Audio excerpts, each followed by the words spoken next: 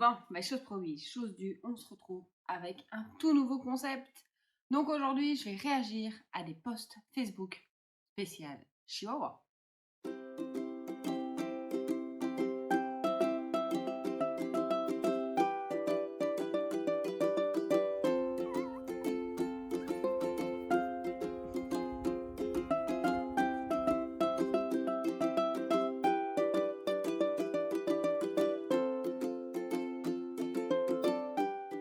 Donc aujourd'hui, évidemment, les posts qui ont été mis sont des posts publics et donc automatiquement, on a le droit de les utiliser. Les identités de ces gens ont été bien évidemment protégées par mes soins.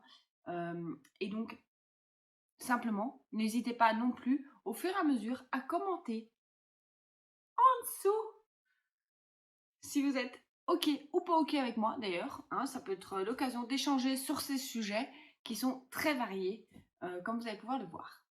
Allez, go! Premier post. Quelqu'un a des conseils pour un chien hyperactif? Chihuahua de 8 mois. Il demande la porte toutes les 10 minutes, sans exagération, pour aller dehors. On fait des marches de 30-45 minutes. Tout le monde revient brûlé sauf lui dans la maison qui court comme un débile. Je lui donne des jouets style cuit pour stimuler son mental. Supposément que c'est une autre façon de brûler l'énergie. Bref, ça ne donne rien. Mon mari est à bout, on a une petite fille de 5 ans aussi dans tout ça, donc on cherche notre temps. Le seul moyen d'avoir du temps mort, c'est de le mettre dans sa cage. Mais la nuit, il est déjà dans sa cage, donc je trouve qu'il y passe plus de temps qu'un chien qui aurait un tempérament plus calme. Je pense qu'il aurait besoin d'une surdose d'énergie, style hiking, quelque chose du genre. Mais on n'a pas des modes de vie avec notre emploi du temps. On a ce mode de vie avec notre emploi du temps surchargé help. Alors, là, pour moi, on a deux soucis. De un, on a un premier souci qui est l'éducation. Je vais être très honnête, un chien n'apprend pas, enfin, c'est pas inné pour lui de rester seul une journée. Donc, effectivement, le chihuahua est un chien qui peut convenir pour des gens qui travaillent la journée et qui ne sont là que le matin et le soir. À une seule condition, c'est que pendant que vous êtes là, vous ayez le temps de vous occuper de votre chien et de le sortir. Et ça, c'est bon pour tous les chiens. Mais le chihuahua, effectivement, n'est pas un chien calme. On a beaucoup vendu les chihuahuas en mode c'est des chiens calmes, des chiens de poussette, etc., etc. C'est pas du tout le cas. C'est pas des chiens calmes, c'est des chiens plutôt nerveux qui ont besoin de se dépenser de dépenser leur énergie, que ce soit en courant ou effectivement en s'occupant. Alors, les jeux style cuit, corde, recherche de nourriture, recherche d'odeur, etc., sont des systèmes qui vont pouvoir fonctionner pour occuper votre chien pendant la journée, par exemple s'il est détruit ou des choses comme ça. Mais clairement, ça ne va pas empêcher le chien de sortir. Et ça ne va pas combler complètement son besoin énergétique. Donc là, pour moi, le gros problème, c'est de nouveau, est-ce que mon chien est hyperactif? Non, c'est un chihuahua. Et le chihuahua est un chien très actif. Je sais bien, on les a vendus en mode c'est des chiens qu'on met dans des sacs, machin. Et après, on a dit quoi? Mais c'est des chiens qui sont méchants. En fait, c'est des chiens qui sont adorables si on les laisse se dépenser. Le problème, c'est qu'on a pris ça comme des chiens poupées. Donc pour moi, là, il y a deux soucis. C'est clairement, il faut remettre une éducation à ce chien qui a clairement besoin d'apprendre à rester un peu seul et à s'occuper seul aussi dans une maison et ne pas être tout le temps dans la demande de l'humain. Et deuxième chose, il y a un souci à la base. C'est que clairement, on est face à des gens qui ne se sont pas rendus compte de ce qu'ils achetaient comme type de chien. On n'est pas sur un chien pépère. Loin de là. Et ça, c'est une fausse idée qui court beaucoup. Vous allez le voir, à mon avis, on en discutera aujourd'hui. Allez, deuxième poste. Aujourd'hui, grosse frayeur pour notre petite d'1 an. Petite sortie habituelle, rien d'inhabituel et pourtant, pas longtemps après être rentrée, elle s'est mise à tituber à la maison, comme sur la vidéo. Et ce que vous voyez, c'est le minimum parce que sa tête faisait des va-et-vient comme si elle n'arrivait plus à la tenir. J'ai foncé au veto, il m'a dit que ça pourrait être un malaise vagal et que de toute façon, les chichis avaient souvent des problèmes neurologiques à surveiller. Avez-vous ce genre de soucis? Qu'en pensez-vous? Alors, moi, la première chose qui me choque, c'est on parle d'un chien qui a 1 an. Faut savoir que sur des petits chiens, à 1 an, ça veut dire qu'on est arrivé au bout de de son évolution. Elle va peut-être encore un peu s'élargir, mais théoriquement, à 1 an, on n'est plus face à des problèmes de malaise vagal et compagnie. Là où j'ai un peu de mal à comprendre aussi, c'est entre le malaise vagal et les problèmes neuro. Faudra qu'on m'explique. Après, ça peut être lié. Est-ce que les problèmes neuro sont typiques du chihuahua? Alors, non et oui. De nouveau, je peux comprendre l'avis de ce veto, même si j'ai beaucoup de mal. De nouveau, on est dans le... c'est tout noir ou c'est tout blanc, mais il n'y a pas de gris de nouveau. Et là, c'est là où il faut remettre le gris et c'est très important. Le chihuahua qui est bien correct, qui a été bien éduqué, qui n'est pas mélangé avec toutes sortes de trucs, où il n'y a pas de consanguinité, où il n'y a pas eu de soucis, où les souches ont été vérifiées, etc., vous n'aurez pas de soucis. Parce que, en fait, le souci qu'on a eu et où effectivement il y a plus de chihuahuas qui ont eu des problèmes neurologiques, c'est suite, on va dire, à la grande mode qu'il y a eu qui occupait un peu à se calmer. On a sorti beaucoup de chihuahuas avec beaucoup de mélange, beaucoup de consanguinité. Et on a eu beaucoup de chiens qui, en fait, tout simplement étaient avec le crâne un peu gonflé et avaient des soucis, mais ce n'est pas dû à la race, c'est dû à ce qui a été fait au niveau des mélanges et de la génétique. Ça, c'est autre chose. De nouveau, c'est hyper important de vous renseigner sur la génétique. À un moment donné, ben oui, c'est vrai que le chihuahua, il n'a pas un grand cerveau et que donc à un moment donné, quand il y a eu des conneries faites, ben ça peut effectivement peser dans la balance. De nouveau, là, le chien, on ne le connaît pas. La vidéo, elle n'est pas parlante. Je ne vous l'ai pas mise parce que ben, on reconnaît le chien. Donc, la vidéo n'est pas parlante. Pour moi, hein, selon moi, la vidéo que la dame a mise n'est pas parlante. Le malaise vagal peut aussi être expliqué peut-être par un manque d'énergie apportée. Peut-être revoir la nourriture aussi, hein. Ça peut être aussi une solution avant de tout de suite incriminer la race. Parce que souvent des problèmes neurologiques, non, c'est pas vrai. Personnellement, j'ai jamais été confrontée à ça et c'est pas quelque chose qu'on entend. Ça fait pas partie des maladies de race. Les problèmes cardiaques vont faire partie des maladies de race parce que c'est des petits chiens assez speed. Les problèmes au niveau des genoux et des hanches, effectivement, il y a de la dysplasie chez le chihuahua et c'est d'ailleurs pour ça qu'on doit les tester en tant qu'éleveur. Donc oui, ça c'est des maladies de race. Les problèmes neurologiques, non. En tout cas, pas aux dernières nouvelles. Voilà. Allez, suivant. Bonsoir. Déjà, on ne dresse pas un chihuahua, on l'éduque. Et un club pour chihuahua, c'est complètement inutile. En club, on y trouve essentiellement des moyens et gros chiens qui peuvent faire mal à votre chiot et lui faire peur. Le mieux est d'attendre tous ces vaccins et de le sortir dans des parcs et les magasins tout en restant très prudent. Dans le même style, mais je vais vous le traduire en même temps parce qu'il n'est pas très... Voilà. Un club de dressage pour un chichi, vous ne confondez pas avec un dog allemand, franchement. Il faut juste que l'on s'occupe de lui, qu'on l'aime, et un peu d'autorité. Ces chiens sont des amours. Vous devriez réfléchir avant de le prendre, car vous ne connaissez pas les chiens. Alors, là, c'est le comble. Là, on est dans l'hypocrisie abjecte. On est dans des gens qui vont nous donner, et là je vais m'énerver parce que c'est à cause de gens comme ça que les chihuahuas ont une très mauvaise réputation, parce que si, c'est un chien, et un chien a besoin d'éducation. Donc en fait, posez la question si je peux aller ou pas avec un chien en centre d'éducation, mais vas-y madame, bien sûr que oui. La personne à la base qui poste le commentaire, qui demande si elle peut aller en club pour éduquer son chihuahua, mais oui, vas-y, ça lui fera le plus grand bien. Et justement, il va voir d'autres chiens, des moyens et des grands. Il n'en aura donc pas peur parce qu'il va être habitué dès qu'il est petit à les voir. Et donc, finalement, quand tu vas en croiser un autre en promenant, il n'y aura pas besoin de ramasser ton chien en mode « Au secours, mon petit chien !» Donc, vas-y. Là, clairement, là, ça me rend dingue parce que c'est encore des gens qui prennent un chihuahua pour une poupée, qui disent aux autres « Vous ne connaissez pas les chiens, vous les confondez avec des dogs allemands. Le dressage de chiens, c'est fait que pour les moyens et les grands chiens. » Mais ça sort d'où, ça? Ça sort d'où? Alors, de nouveau, chacun fait le travail qu'il veut avec son chihuahua. Mais je suis désolée, moi, mes chiens, même ceux avec qui j'ai pas le dressage pur, assis, debout, couché, j'en ai avec qui je le fais, hein, et les restent assis à long terme, parce que c'est des chiens qui aiment ça, et j'en ai d'autres qui n'aiment pas ça. Mais en attendant, ils ont du dressage, ils ont des ordres. Moi, en canirando, je suis obligée. À un moment donné, sinon, c'est intenable. Si on veut à un moment donné avoir une certaine liberté et compagnie, on n'a pas le choix, en fait. Donc, bien sûr que oui, que l'éducation, c'est important. Et bien sûr que oui, que si la personne a besoin de se faire aider par des professionnels, mais qu'elle y aille. Ça, c'est, pour moi, c'est dingue d'oser dire ça à quelqu'un, en fait. Si la personne ressent le besoin d'aller se faire aider avec son chihuahua, elle a raison. Et aller avec un chiot en centre de dressage, même pour les petits chiens, c'est une très bonne idée, puisque ça va leur permettre de rentrer en contact et de se sociabiliser avec ces grands chiens. Allez, suivant. Trop chou, je viens d'avoir un chihuahua. Je voulais savoir si c'est nécessaire de les habiller ou si c'est juste pour le plaisir. Après, je suis dans le sud, il fait assez beau. Dans le même style, hein, voilà, parce que je vais réagir à plusieurs posts qui sont dans le même style.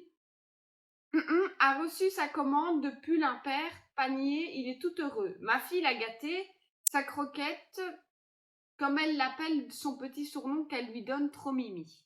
Est-ce qu'il est nécessaire d'habiller un chien? Non. Alors, non, au premier abord. Oui, si vous vivez dans une région où il fait très très très froid et que vous partiriez du même principe avec un berger malinois poil court. Voilà. À partir du moment où vous diriez un berger malinois poil court va avoir froid, donc ma croquette a froid, donc je vais la couvrir. Oui, en extérieur. Si pas, non. Ils ont du poil, même que ce soit du poil ras, ils ont du poil. Ils tiennent. Moi, ils vont jouer dans la neige sans rien. Quand ils ont un truc sur eux, ça les emmerde. Hein. On va pas se mentir. Après, de nouveau, il y a des petits cas qui diffèrent. Bon. Alors là où ça va être un non catégorique, c'est à l'intérieur. On arrête d'habiller un chien à l'intérieur, c'est pas une poupée. Allez acheter une poupée au magasin et prenez des vêtements, ça ira plus vite. Et ça vous coûtera moins cher. Et oui, si, par exemple, moi j'ai le cas ici, j'ai une chienne qui me fait de l'alopécie hormonale. Donc, ça veut dire que quand elle est en chaleur et quand elle a des petits et qu'elle est en baisse de lactation, elle devient chien nu. Donc évidemment, si nous sommes en hiver et qu'elle est chien nu et qu'elle a froid, mais là elle va avoir froid puisqu'elle a plus de poils, là évidemment je vais la couvrir. Logique, elle n'a plus son poil. Mais là clairement, moi ce qui me dérange sur le deuxième poste, c'est qu'on voit bien que le chien est à l'intérieur avec un pull dans un... Non, mais non, faut arrêter à un moment donné. Oui, mais chiots, je vais les premiers hivers des chiots, quand ils sont nés, voilà, et qu'ils sont pas encore très grands pour le premier hiver. Moi, je suis dans une région quand même assez froide, on va avoir des températures négatives, même en journée. Donc automatiquement, là, oui, je vais couvrir mon chien. Par contre, comme la première dame qui dit je vis dans le sud, oubliez, madame, hein, vous n'avez, enfin voilà, je dis pas qu'il gèle jamais dans le sud, mais à un moment donné. Pas comme dans les Ardennes, quoi. Hein, donc, non, non, non, non, non, non, non, non, non, non. Mais de nouveau, après, tout dépend. Mais il faut partir du principe, est-ce que si c'était un bulldog français, est-ce que si c'était un berger malinois poil court, un teckel, peu importe, est-ce que je le couvrirais? Oui, ok, vous pouvez couvrir votre chien. Non, mais alors votre chihuahua n'a pas besoin non plus, en fait. Ça reste un chien. Et c'est un peu comme on a, parce que moi qui ai monté à cheval pendant des années, on a la même chose avec les couvertures pour chevaux et le fait de raser les chevaux. Et le problème, c'est qu'on voit bien qu'il y a certains chevaux qui viennent très frileux et qui viennent très fragiles par rapport au froid. Donc faites attention aussi, à force de les surcouvrir, à ne pas vous-même créer un problème à votre chihuahua. Parce que ça, c'est déjà vu. Allez, suivant. Je pense que j'ai la seule chichi qui arrive à extirper les sacs poubelles des poubelles. C'est pas le jour, maman n'est pas en forme. Alors, non. Je vais te rassurer tout de suite, non. Moi encore hier, j'ai dû engueuler Targa parce que j'avais mis ma poubelle dehors et qu'elle était déjà occupée à m'ouvrir mon sac poubelle. Donc non, c'est pas le jeune chihuahua, c'est un chien. Donc en fait, les chiens, par manière générale, s'il y a un peu de nourriture et qu'il y a une odeur qui les intéresse dans la poubelle, ils vont aller fouiller. Après, le truc, c'est de leur apprendre qu'ils ne peuvent pas le faire. Voilà, faut aussi dire non. Faut aussi dire au chien qu'il ne peut pas le faire, surtout si c'est comme là sur la photo, on voit bien que c'est l'endroit où ils mettent leurs poubelles, hein, où ils stockent les poubelles avant qu'ils viennent les chercher. Donc, clairement, si cet endroit-là est accessible au chien, il faut que le chien comprenne qu'il n'a pas à aller dans ses poubelles. Ça, c'est une certitude. Deuxième chose, faites toujours attention quand vous laissez vos poubelles à disposition de vos chiens à ce qu'il y a dedans. Parce qu'encore moi, ici, l'autre jour, je vous le dis, j'avais juste mis le sac dehors, je vais le mettre devant le garage où là, les chiens ne vont pas. Mais c'est vrai que je l'ai pas descendu tout de suite devant le garage. Avec mon bras et compagnie, je me suis dit, je vais le mettre dans la brouette et mon homme le descendra. Sauf qu'entre-temps, les chiens étaient dehors. Et pas de bol, il y avait des autres poulets. Alors même que je les avais déjà emballés dans un sachet, qu'ils étaient dans la poubelle et machin, mazin, je suis quand même arrivée qu'ils étaient occupés à me déchiqueter le deuxième sac pour avoir les os. Donc toujours faire attention aussi à ce qu'il y a dans vos poubelles. Mais non, ça reste des chiens. Oui, désolé de vous décevoir, hein, je le dis depuis tantôt, mais le chihuahua est un chien, comme un autre. Et donc, non, cette dame n'est pas seule, mais voilà, ça s'éduque de nouveau, hein. Euh, Moi, c'est ma folle dingue, voilà, mais qui va dedans. D'ailleurs, les autres savent qu'ils ne peuvent pas. Euh, une fois qu'elle a renversé un peu les sacs poubelles, ça devient un peu compliqué de se retenir, mais ils savent qu'ils peuvent pas, donc voilà. Mais après, faut se rassurer, c'est un chien, mais toujours faire attention à ce qu'il y a dans les poubelles. Vraiment, faites vraiment attention pour ne pas non plus intoxiquer vos chiens, quoi. Notre autre petite Chippy aura 8 mois.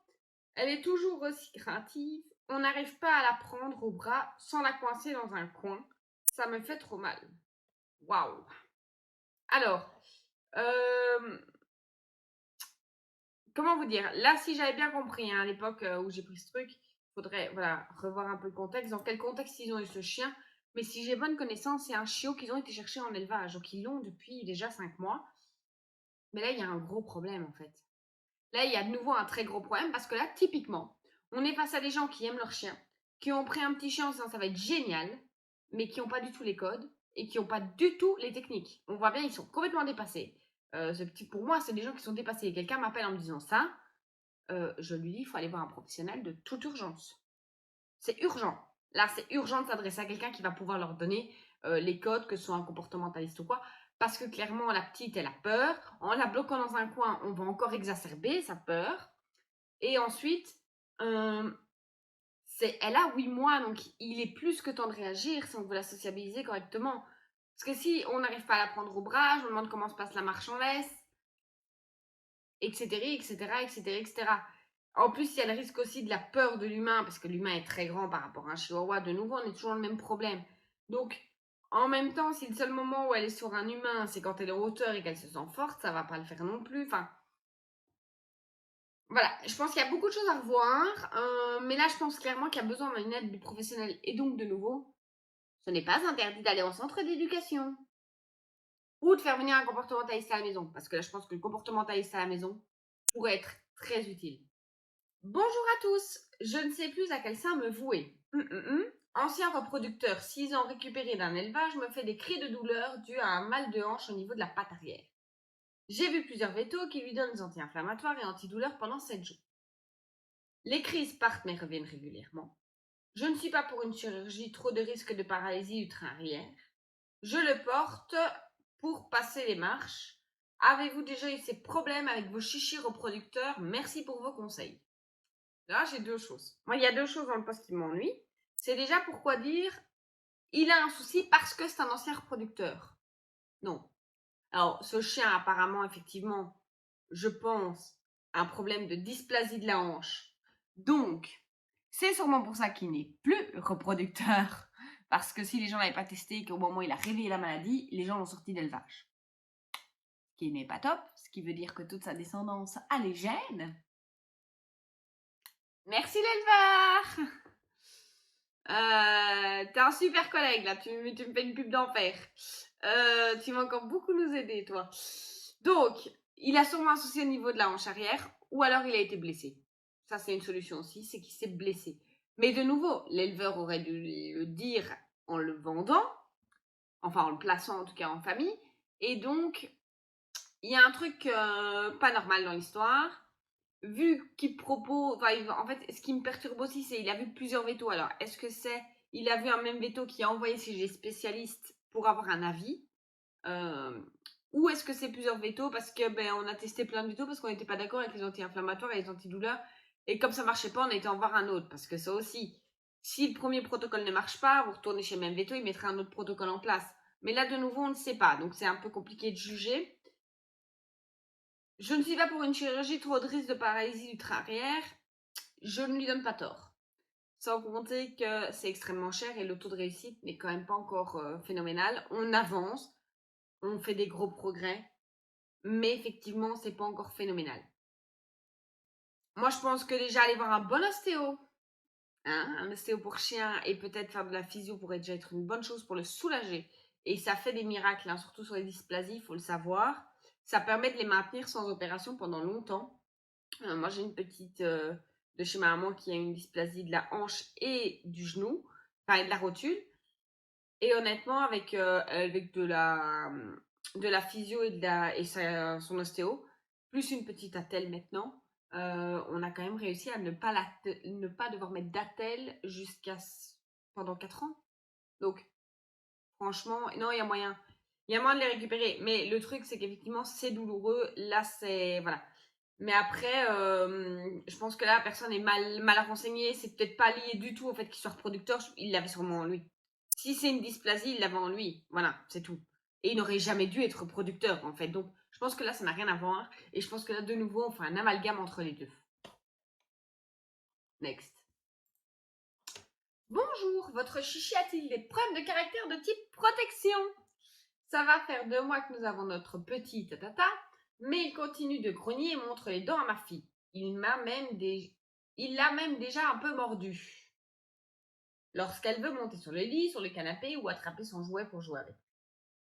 Avec moi, il n'y a pas de souci, c'est juste avec ma fille. Je lui dis non fermement. Je l'attrape par la peau du cou comme le ferait sa maman. J'ai même essayé de le retourner sur le dos en mode soumission, mais rien n'y fait, il continue et même cela s'intensifie. Savez-vous comment faire pour que cela cesse? Alors, à distance comme ça et sur un simple texte comme ça va être très compliqué de lui donner une solution, sans savoir ce qu'elle a essayé, sans avoir vu le chien, sans voir le comportement de l'enfant, parce que de nouveau, faut pas oublier aussi que les enfants, et je suis très bien placée pour le savoir, j'ai un petit garçon qui a 5 ans. Là, je pense que oui. Là, la dame ne donne pas l'âge de sa fille, mais j'ai un petit garçon qui a 5 ans. Et je peux vous assurer que parfois, les enfants font des bêtises avec les chiens et se comportent pas toujours bien avec les chiens. Pourtant, le mien est éduqué avec des chiens depuis toujours. Et par moment, voilà. Alors, si on a un chien vraiment gentil, qui est bien dans sa tête, qui est adulte et qui a un peu de recul, il va lui pardonner son moment un peu d'excitation ou de mauvaise gestion ou quoi qu'est-ce. Un chiot qui est en pleine construction, non, il va avoir beaucoup plus de mal. D'autant plus si le chiot est un peu inhibé et a déjà un problème de caractère, enfin, et a un caractère un peu tendancieux, puisqu'il faut savoir que chez le chihuahua, la surprotection est un gros problème. De nouveau, là on parle de veut monter sur le lit, sur le canapé. Est-ce que le chien est sur le lit ou sur le canapé au moment où est-ce qu'il est par terre et qu'il l'empêche de monter? Parce que de nouveau, il y a un souci, ce qui est sûr, c'est qu'il y a un souci hiérarchique. Alors, je sais, je vois déjà plein qui vont me dire, mais l'humain n'est pas au-dessus de l'animal. Oui, enfin, à un moment donné, il y a des limites quand même, hein. Le chien doit quand même comprendre qu'il ne peut pas mordre un humain ou un autre chien. Donc, il faut quand même lui faire comprendre qu'il doit avoir d'autres réflexes que de mordre ou de grogner. C'est tout. Et qu'il n'est pas au-dessus du lot. Donc, simplement, il a un problème hiérarchique. Lui, sa place dans le monde. C'est pas dire il doit être en dessous de tout le monde dans la chaîne. Hein. Parce que je sais que ça, c'est très tendancieux comme discours pour l'instant. Mais il doit se remettre, en fait. Il doit savoir où est sa place et il ne le sait pas. De nouveau, si ces gens n'arrivent pas à le faire, qu'ils appellent un professionnel. Parce que là, clairement, ça fait déjà 2 mois.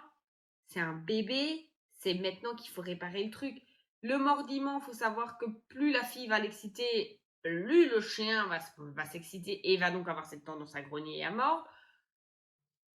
Voilà, il faudrait plutôt aller sur des moments calmes avec le chien, l'apaiser, qui se sente apaisé en présence de l'enfant, mais qui ne pas lui laisser le dessus sur l'enfant. Donc simplement, il ne grimpe pas sur les genoux sans avoir la permission.